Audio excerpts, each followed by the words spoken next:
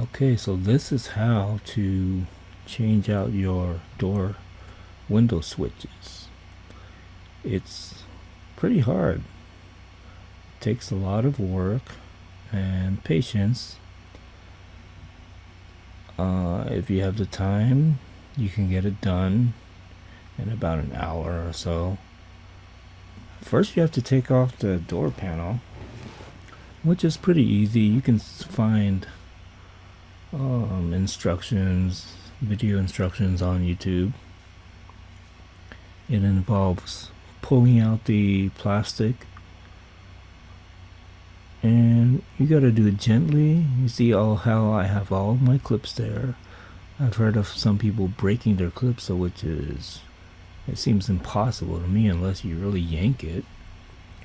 There's one tricky clip on the top near the back of the window that you have to pull up on, and then you remove that clip afterwards with pliers, and then you place that clip back into the plastic door panel.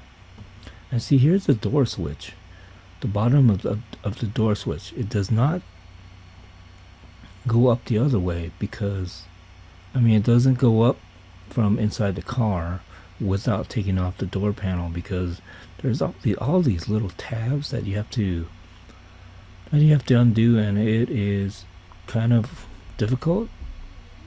You need a thin flathead screwdriver, and basically you push on all those tabs. There's about 6 or 7 or 8 or I don't know, 30 of them. There's a couple of regular clips that are really tight. You need some needle nose pliers like those to squeeze and push down.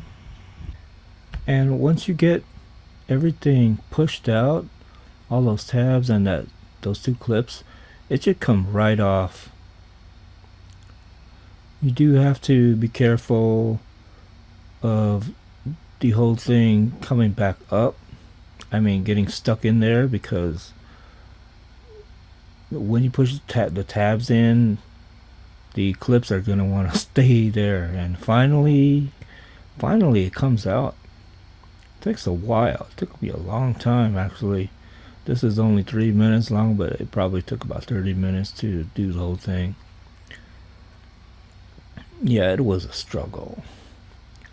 And then to get the actual switches off of the plate, it's as easy. You push out all of these tabs. There's about 6 of them.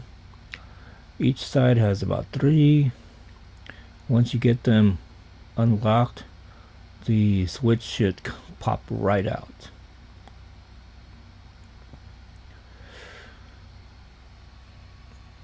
And my plate was really scratched up. The former owner was an older lady who, ladies have nails, long nails, and she probably scratched it up really bad with her nails.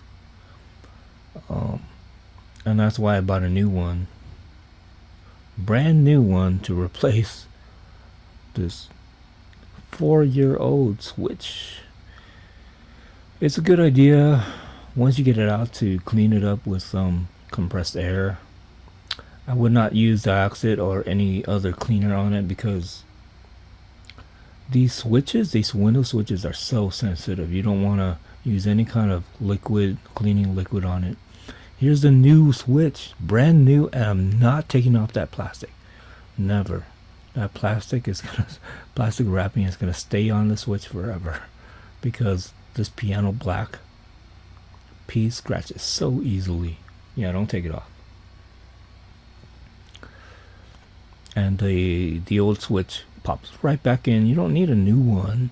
It's not, Mazda doesn't really have a problem with these switches, unlike Hondas. My old Honda had problems, and I've read that other people had problems with their window switches, but Mazdas are fine.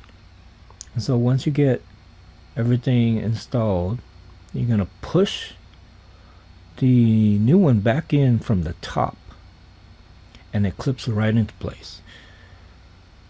You put the front part first in, and then the back goes in. Get it down tight, and then you're good to go.